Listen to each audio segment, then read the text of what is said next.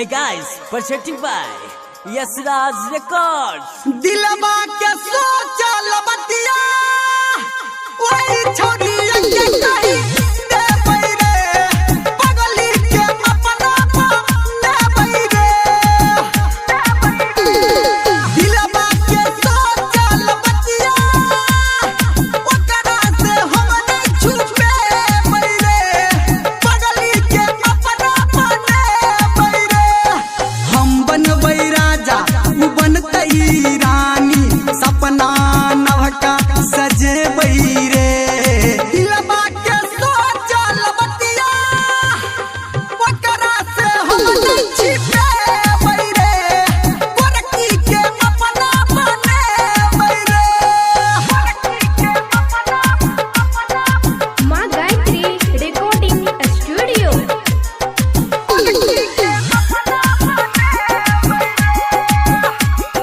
बड छै उ सुनर रे जानू सन हुनर रे रोहै छै हमरा सोझा में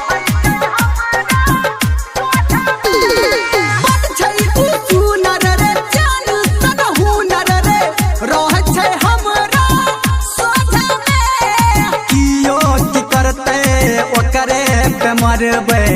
रखबै ओकरा बोझा में शादी हम रचबै ओकरा दूर जेबै रे गोरकी के अपना लेबै रे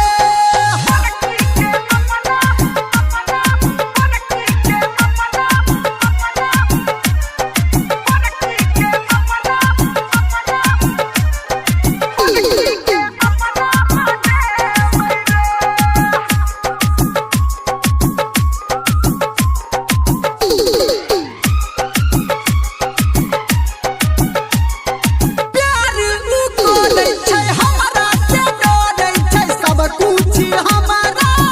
पता छै प्यार उ कोदै छै हमरा से डरै छै सब कुछ हमरा पता छै सबके बतेबै अब नहीं डरेबै ओकरा से गहरा नाता छै धर्मेंद्र नीरमलिया गौतम संजय के देबै रे पगली के अपना लेबै रे दिलवा के सोचल बतिया ओकरा से हम नहीं छुपेबै रे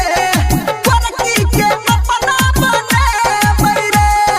हम बनबै दुल्हा उ बनतई रे दुल्हिन नवका सपना सजेबै रे